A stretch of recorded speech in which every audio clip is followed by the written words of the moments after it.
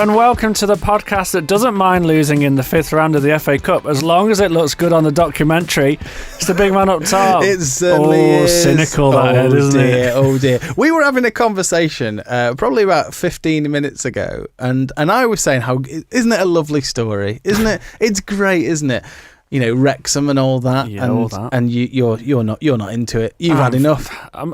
I'm not bothered by it. Like, I'm not anti it. You sound bothered. I'm not anti it. I'm just not bothered by it. Okay. Like, it's not a fairy tale story, but there's worse people that own football clubs. So take it away. Absolutely, and it it's away. great. We all love Disney, do we? Maybe. Do you have Disney? I do. Yeah, so do I. Yeah. I get it with my club card points. do you have it, Tom? I get it with my club card points. Oh my goodness. Wow. Other supermarkets and their loyalty schemes are available. How are you doing, Joe? Yeah, very good. Coming down with some Ed, so we'll see how. Let's hurry up and how far we can last. crack on through this. Yeah. What are we going to talk about today, Joe? We have got much to cover. We are going to talk about the FA Cup because that just happened. It did. We're going to talk about Port Vale, about what they got up to. We might have a special guest We may well with do. regards to that, and we are going to talk about the Old Firm as well. Yes, exactly. Big game at the weekend and some ugly scenes, sadly, there. But we're going to have a chat about that as well. But before we do all that, Ed, you ready to be quizzed? Let's do some Bible ballers. Let's do it. This is Bible Ballers. This is the quiz segment of our podcast. Every single week, what we do is we quiz each other on a Bible baller who is a footballer who shares his first name with a book of the Bible. And this week, your Dan Burns, your Dan Burns, your James Garners, your Joel Mattips, all of them, your Micah Richards, your Titus Brambles, etc., etc. Okay. This week, I am quizzing you. I'm very excited. You feeling good? I'm feeling very good today. I don't know where this overwhelming confidence has come from. It's certainly Might be not your new haircut. It's certainly not founded on anything, concrete. But let's go for it. Okay, let's do it. Well, this week it's all about Sam Johnston, Is it? the goalkeeper. Yeah. Okay. Now, he was in goal this weekend for Wolves' 3-1 defeat to Liverpool. The revenge mission. Yeah, it's nice for you to get that in there, isn't it? Yeah, 3-1 defeat to Liverpool. But I'd like you to name 3 other current Premier League teams that he has previously played for. Ooh, Sam Johnston. Sam 3 Johnston. other current Premier League teams he's played for. Yeah, that's good. That's good. Yeah, I have a chance with this one. I'm not saying I'm going to get it right. Okay, But got a chance. I've got a chance. There's a couple that are jumping out at me. Go So, well, no, I think I need to mull on this. Sure. He doesn't want to give it away too early. I don't want to does he? give it away too early, Tom. Yeah, very good, Ed. Very smart. Well, I'll give you a bit longer then. Sounds good. Well, it's lovely to welcome into the studio UCB2 Samuel Ball. Oh, Ed, thank you very much for having me back. And how are you feeling being in such close proximity to a massive signed Stoke shirt right behind you? Yeah, I mean, I did wonder where that rash came from. Yeah, I am just wondering, but it's all right. I'll let you off. I'll let you off this time. Now, if you haven't figured it out, listeners, Samuel supports Port Vale. I do. Who are the massive rivals, local rivals of Stoke? But this is good. We can do Crew this. Alexandra. And Crew Alexandra, for producer Tom in the corner. You had a bit of a fun day yesterday, didn't you, Samuel? I tell you what, it's fantastic. You might just be able to hear it in my voice. Yeah. It was a little bit more profound than I was expecting, actually, yesterday. I thought it was just going to be a Premier League side coming to Vale Park, that we were going to embarrass ourselves, we were going to get knocked out of the FA Cup. We were all expecting that. But actually, do you know what? We got through. You got through. Magic of the cup. Port Vale FA Cup quarterfinals. That's crazy. What a week. What a week. Well, exactly, because on Tuesday we knocked out Bristol City of the Championship, which was... Wow. That was a big enough deal. That was big enough. It was. And then we thought, right, well, let's see what happens, because we knew who we were then going to be playing, because that draw got done ages ago. So we were welcoming Premier League Sunderland to Vale Park. To your lovely new pitch as well. Yes, our pitch is, it's infamous for being terrible at the moment. But actually that has played to our advantage. So Sunderland came... and they just couldn't cope with us. They couldn't cope with the pitch, the conditions, the team, and another 1-0 by Ben Waine was all that was needed to take us into the last 8. Great header as well. It was a great header. It was a bit scrappy, but it was a scrappy game. So it's all literally that moment was pretty much that and nearly the own goal and a little bit of VAR, which we've never experienced. Can we talk about that header from the keeper? Let's do that. Let's touch on the game. You're right in saying it was scrappy. It absolutely was. But Vale showed a lot of resilience, didn't they? And just they were good at pressing, choosing when to press, choose not when to press. I thought they played really, really well.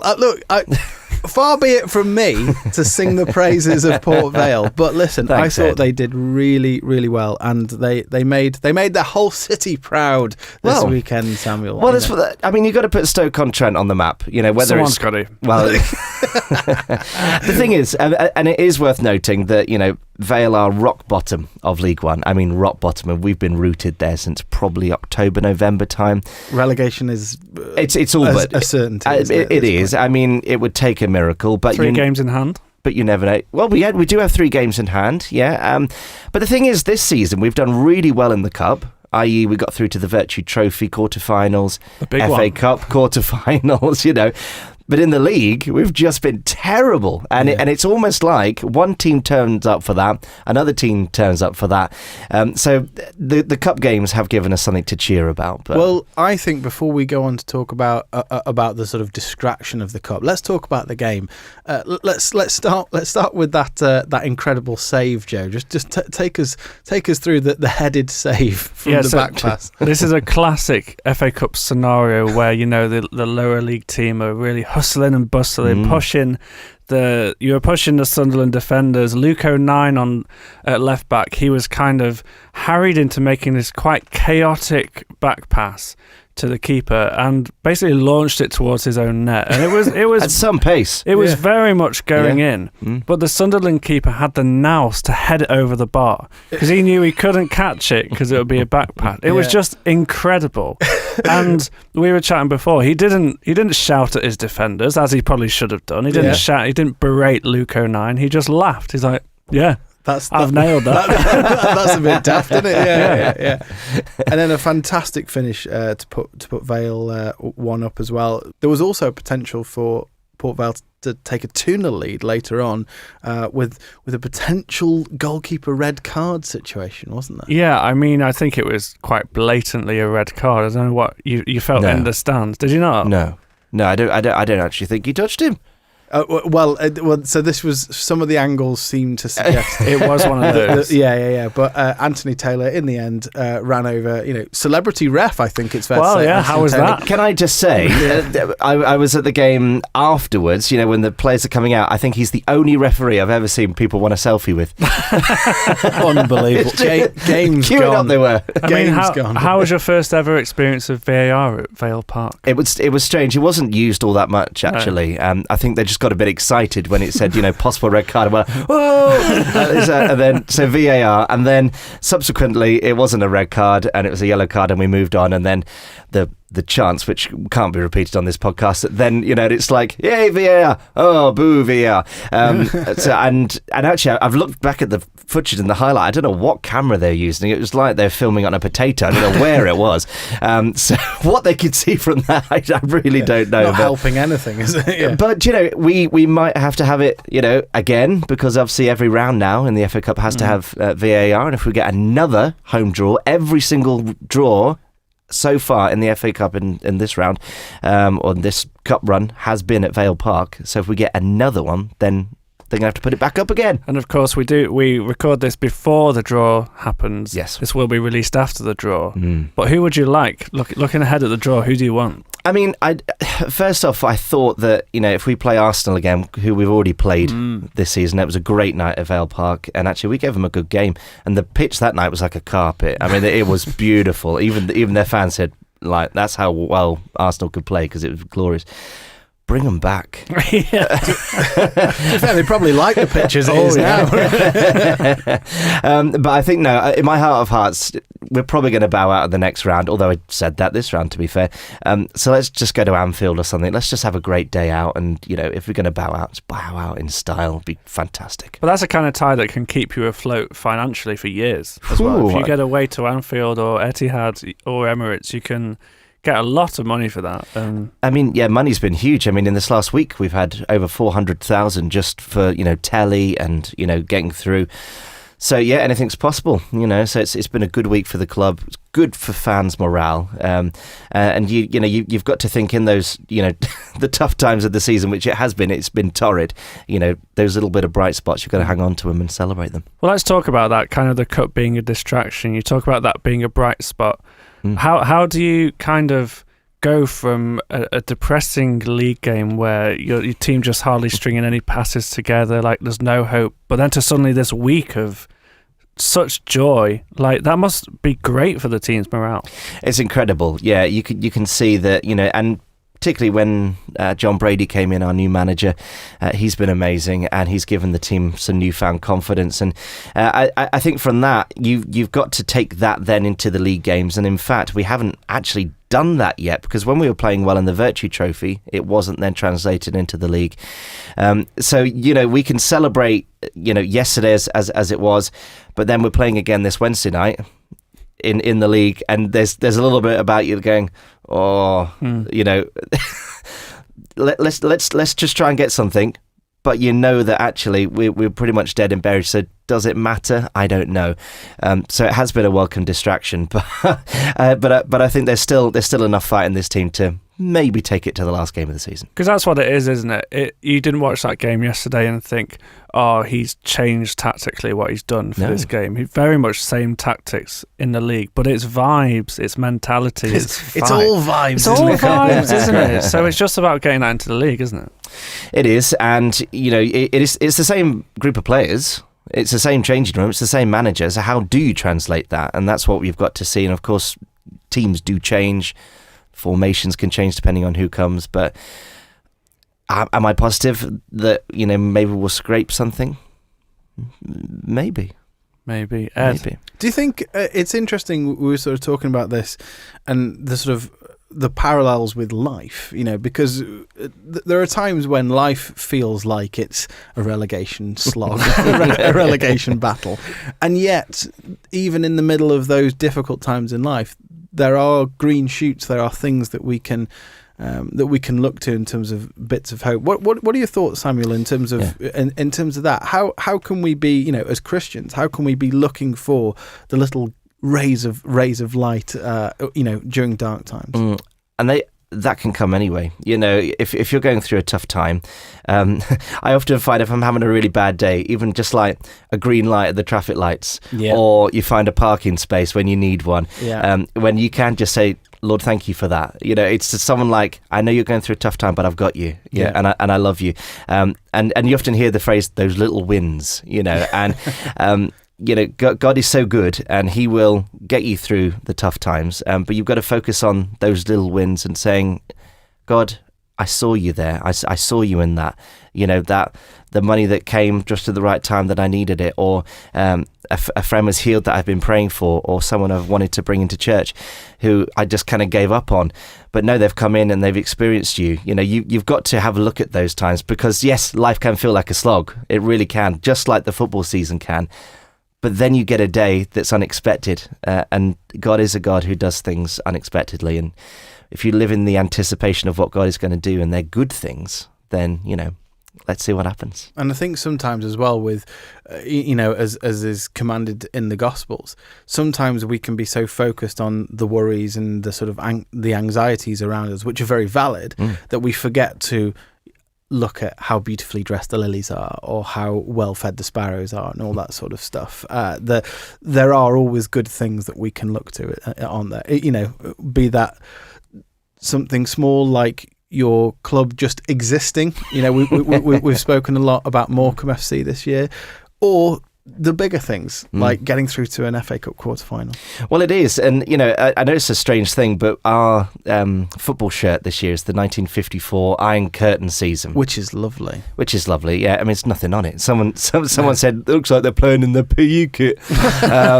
But do you know what? My kind of heart went to those who, work behind the scenes, who designed the kit. Yeah. Because the last time we got through to the quarterfinals of the FA Cup was we were playing in that shirt, more or less. So I was kind of thinking about going, good for them. It's been terrible. They would love to have seen this season better, and absolutely. But for them, that's like, wow. Like if we achieved nothing, that was a great win for us. And just to wrap up, you have the remarkable situation, Samuel, where, 3 wins time, and Port Vale could be in the Europa League, and Tottenham Hotspur next year could be playing Lincoln City. And I use Tottenham Hotspur there as an example of another team that are really going through the doldrums right now, but having to look for signs of hope and green shoots where they can. They've got Atletico Madrid tonight, and will be hopefully doing a Port Vale and using that to distract them from their awful season. Because it's a distraction, but it's a break as well, isn't it? It's let's put that to the side and focus on this. Like, we can enjoy this, and miss what's going on. We'll worry about that another time.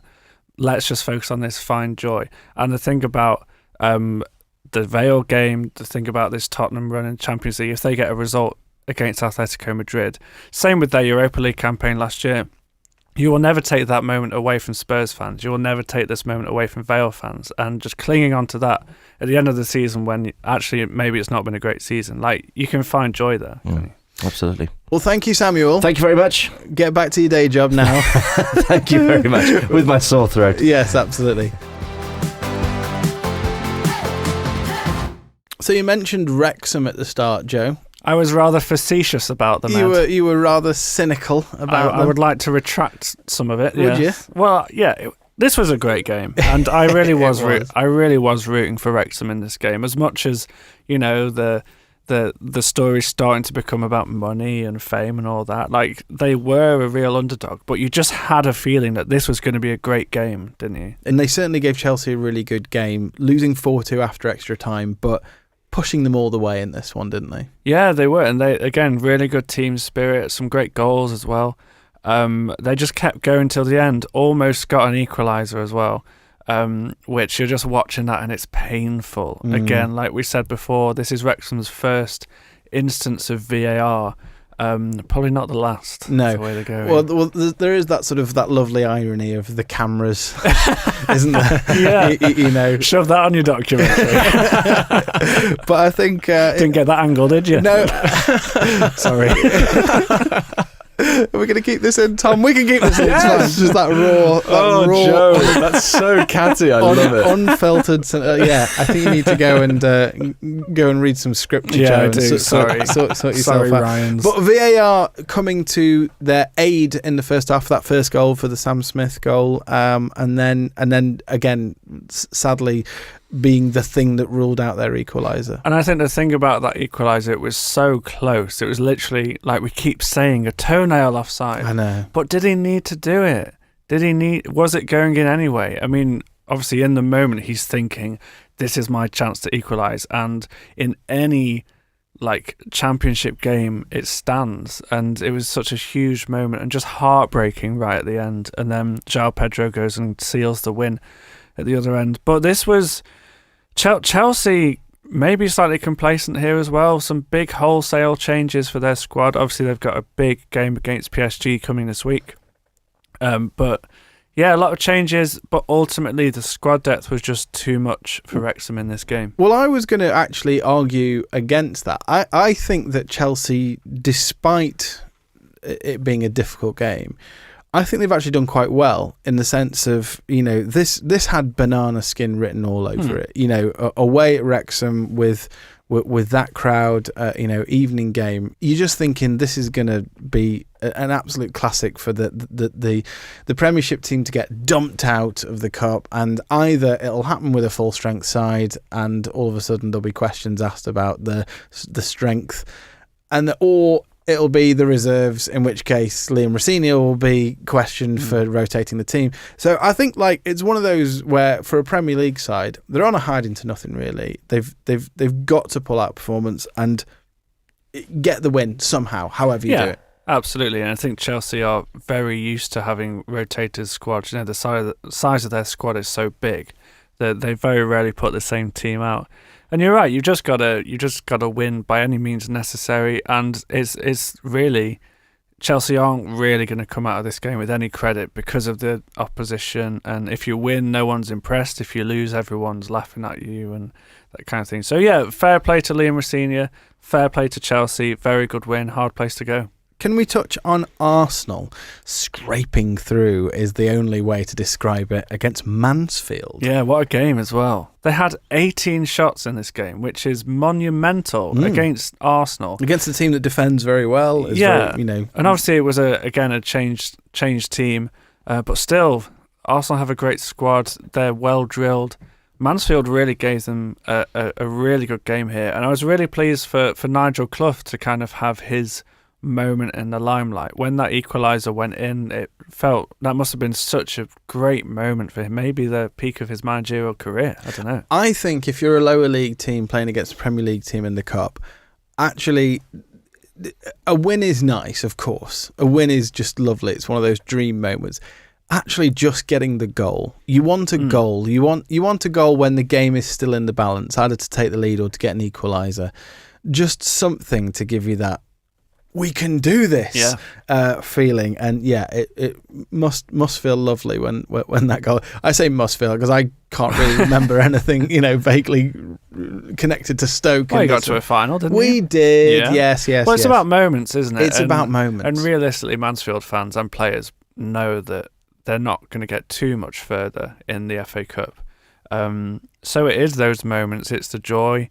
And then again, like we said before, going into that league game, thinking, we can really take the game to our opposition. It was this game signalled the return of Max Dowman as well.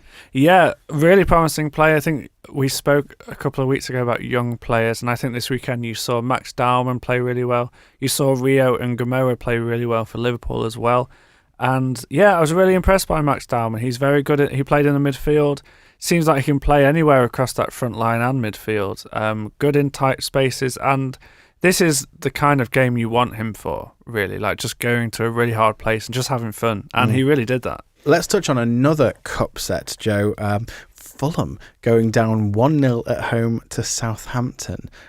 This was a really interesting one. I thought it was a sort of feistier game than I was maybe expecting it to be. Yeah, and there was a really bizarre moment in the first half. I don't know if you saw this, where was it the Southampton keeper took a goal kick, but the ball was moving. It hit a defender in the neck. Yeah, and then bounced to a foot. Is that right? Something like that. Yeah. It looked like a right mess. It was a mess. Yeah. But it was ruled out due to a moving ball, which you don't see that often. No. But it's the FA Cup. Anything can happen. Anything can happen. Absolutely.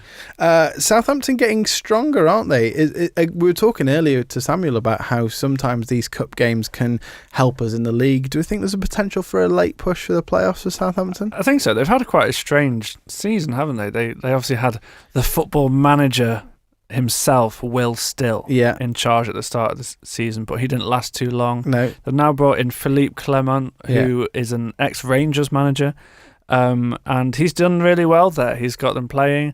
They look like they could be in contention for a playoff place, and I'm sure the Premier League will welcome them back. What do we think about Fulham in this situation? Because I think it's fair to say that for their fans, this will have been seen like a real opportunity to, again, shine some light on their season. And it's going to feel like a real wasted opportunity, this, isn't it? I think so. I'd be so frustrated if I was a Fulham fan, because Marco Silva did make some changes again. And realistically, what are Fulham playing for now this season? You've got 8 or 9 games to go. You're not going to get relegated. You're too good for that. You could maybe put together a late push for Europe, though there's a lot of teams going in for it. The Cup presents such a great opportunity to go on a run. You know, you look at the teams left. You've got 4 big teams there, but you'd fancy yourself to at least give it a good go and try and get to a final. Look at Crystal Palace last season, what it's done for them, what it could potentially do for them getting in the Europa League next year if they win the Conference League. Fulham had a huge opportunity here to try and win the FA Cup, which in itself is brilliant. But you're looking at Europe as well and how exciting that would be. Maybe that would tempt Marco Silva to stay as well, because there's a lot of talk that he could be off in the summer, maybe going to Spurs, a team like that. So yeah, I'd just be quite frustrated as a Fulham fan that they've not given this more of a go than they could have. What do we think about Leeds United this weekend? Because I feel like they're the opposite to that. They had a potential tricky tie against Norwich, and Leeds have sort of come through with flying colours in this one, haven't they? Yeah, the Daniel Farke derby. Yes, as it was as you have decided it was called. I've decided it's called that. There's something about this being on. I think we're just so ingrained now that a game at 4:30 on a Sunday is going to be a barnstorm, I think. So you see that and you're like, ooh, a cup set's going to happen. But actually Leeds were phenomenal in this game. Sean Longstaff's goal, very good. Superb. And yeah, they're just really strong. Norwich were good. They have some very nifty players. Nifty.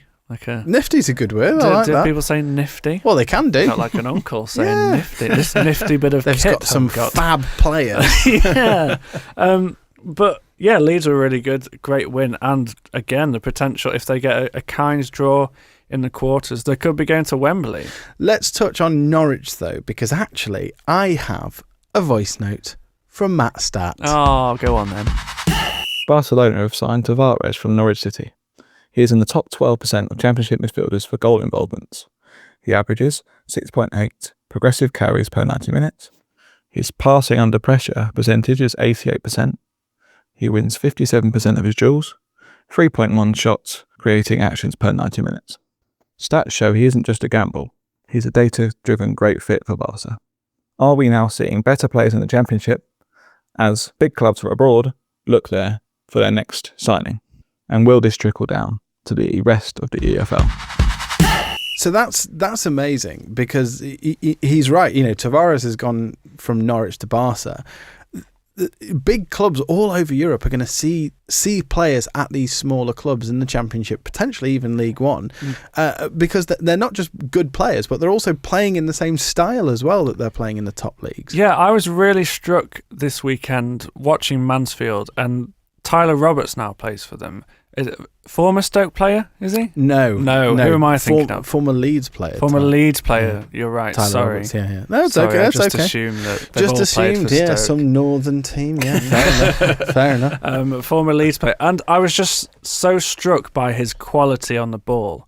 And I think you are seeing this kind of come down the leagues, whether that's due to academies, whether that's due to players trickling down through the leagues, maybe not quite making it in the Premier League, however that is. But I do think Matt is right that you're starting to see more and more quality in the lower leagues, and we might see this happen more. Oh, thank you, Matt. Absolutely. Accompanied perhaps with a new jingle. Maybe. As the polls are in, chaps. The people have voted. Wow. Yes. Thank you for getting in touch if you got involved. Absolutely brilliant. And we had some lovely feedback for both jingles. Much loved by everybody. But I have to say that the public have voted, and the most successful jingle is Ed's. Well done. Congratulations. Well done, Joe. Well done. It's both close encounter. Both great musical, expressions. I think, Joe, I'm still going to keep yours around in little places. Tom, you don't need to do that. It might come out on the end of some videos over the title card. And I don't need your pity. Joe's like, burn it. We obviously needed to ask Matt his opinion as well, and he sent us a second voice note this week with his thoughts on the jingles. The king of the stats, Matt Stat, taking care of the facts, Stat Matt, crunching numbers like that, Matt Stat, turning data to chat, Matt Stat, and all from his flat, Matt Stat. That's an assumption he might not live in a flat, when numbers fall flat. Fancy that, it makes sense because of Matt the Stat. There can only be one winner, And with XG, in my opinion, not being all that, also having a young child at home, there can only be one winner, and that's Ed. When numbers fall flat, fancy that. It makes sense because of Matt the Stat. XG not being all that. Well, he's not a fan of Thought your... it was a stat man. Well, exactly. Maybe he doesn't agree with the concept of Well, XG. he needs to get with the times, man. XG is here to stay. More importantly, he loved the recorders. Well, so there yeah. we go. We all love the recorders. Well done, Ed. And well done, Matt. We are very grateful for Matt Thank and you, all Matt. that he Thank you. contributes to our show. One big story from the weekend, Joe, was the Old Firm derby. It was the Scottish Cup quarter-finals between Rangers and Celtic taking place at Ibrox, and we saw a lot of really ugly scenes in this one, didn't we? Yes, this was the Scottish Cup quarter-finals. Celtic and Rangers played each other twice in a week. They played each other in the league last week. Quite a dull game yesterday, it has to be said. It went all the way to penalties, in which Celtic won 4-2. But the story of this game isn't the result, as you said. There's some really ugly scenes afterwards where Celtic fans spilled onto the pitch, followed by Rangers supporters, and it all just really kicked off. And really not nice to see. Police and stewards tried to restore order. There was projectiles flew in the air. There was flares. There was basically a lot of fighting going on the pitch, and the Police Scotland have condemned these shameful scenes, which they say included extreme hostility and violence over a sustained period. So it's really just stuff we don't want to see. Absolutely. And I think for many people, particularly maybe fans in England, I think you'd maybe look and go like, what is this about? Because it feels like it's bigger than a local rivalry. Yeah. It feels bigger than like Liverpool, Everton, or... It does. You know, I heard some commentary on this earlier this morning, and a question was posed of, are these ugly scenes, or is this what you want to see? You know, like when you see, you know, teams fighting for the club or that. And I just heard that and I thought, no, it's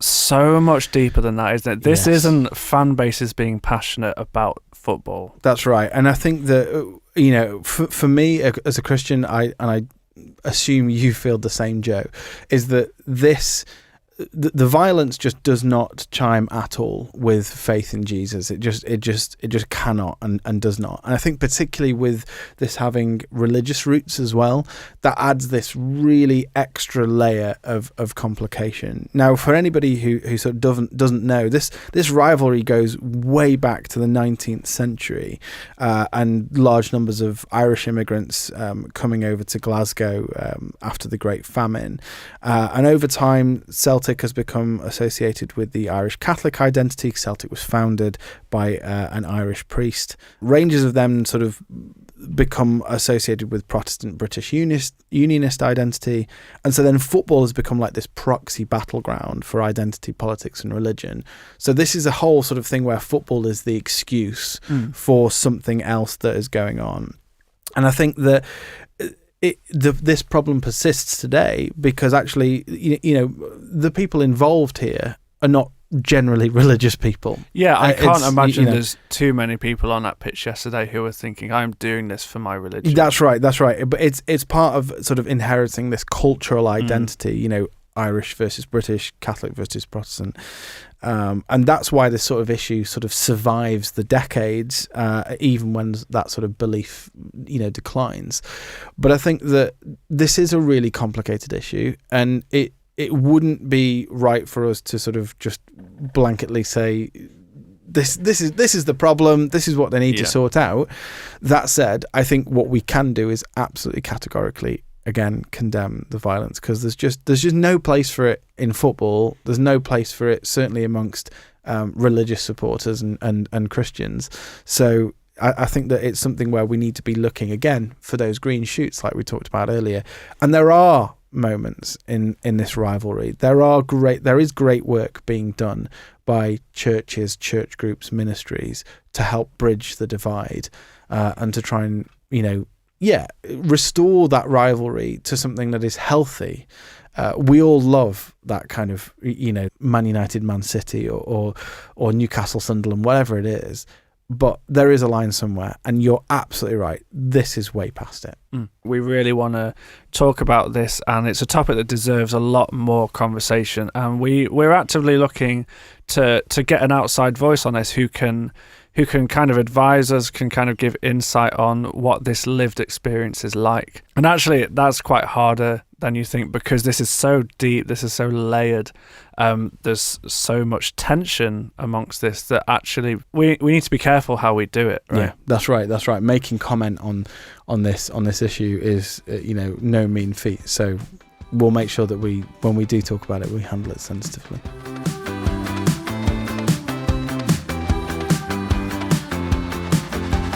Right, Ed. Yes. Are you ready? No. Fine. Well, let's not bother then. Yeah. This is Bible Ballers. It's time for I Want Your Answer, Ed. Yes. I'm going to read the question again. Read the question again. Sam Johnston was in goal this weekend for Wolves' embarrassing 3-1 defeat to Liverpool. Name 3 other current Premier League teams he has previously played for. Okay. So I desperately wanted to say West Brom, but I don't think they're in the Premier League right now. Not currently, but So- you would be right to say he's played for them. Yes. Okay. So That could be a bonus, a half point. if you want. No, don't give me any bonuses. It's fine. I am pretty sure he played for Manchester United. Okay. Will you give me a tick for that if it is? Yeah, I'll give you a tick. Is that a Can we put a ding sound effect in, Tom? ding? Say All right. Manchester United, and then Tom will do a ding. Okay, Manchester United. Great, good, lovely sound effect there. You wanted me to make one with my mouth? No, in post, Tom. You know how podcast editing works. Okay, I think he also, and I've got so at this point more guesswork. I think he also played for Crystal Palace. Ooh. Insert ding. That's good. You got Okay, one more. right? And so I will admit here, I have the Premier League table in front of me. That's fine. I'm As not- long as you don't have his Wikipedia page. No, I don't. I don't. So I've been looking through the Premier League table and trying to work out Who feels the most Sam Johnston? who feels the most Sam Johnston-y. A few jump out at me. Okay. Bournemouth, Mhm. Sunderland, Mhm. and I'm going for Fulham. Going for Fulham. The answer, I'm afraid, is Aston Villa. Oh, dear. Sorry, Ed. He joined Aston Villa on Yeah. loan in 2017. Of course, he's very Aston Villa-y, isn't he? He then joined West Brom in a controversial Midland switch Massive. in 2018 till 2022. He then joined Crystal Palace in 2022. He joined Wolves in 2024, but he did start his career at Manchester United. Oh, well, 2 out of 3 ain't bad. That's all right, I isn't it? suppose. But it's still not a point, It's is still it? not a point, fair enough. Well, listen, thank you for listening to this week's episode of The Big Man Up Top. If you want to get in touch with the show, please ping us an email to podcasts@ucb.co.uk. Make sure you do all the following and subscribing. We're up to like 97 followers now on YouTube. We're getting real close to the big 100. Yeah. Maybe you want to be the 100th. So please go on our YouTube channel at Big Man Up Top Pod. Go and find us on there, and follow us, please. And just generally help us to get the word out. We've got a lot of exciting things coming as we build up to the World Cup, haven't we, Joe? We do. We've got some plans. We've got some thoughts. Yes. And also, please make sure you tell your friends. And so there will be a new episode next week, Joe, won't there? I will. See you next week, Joe. See you then.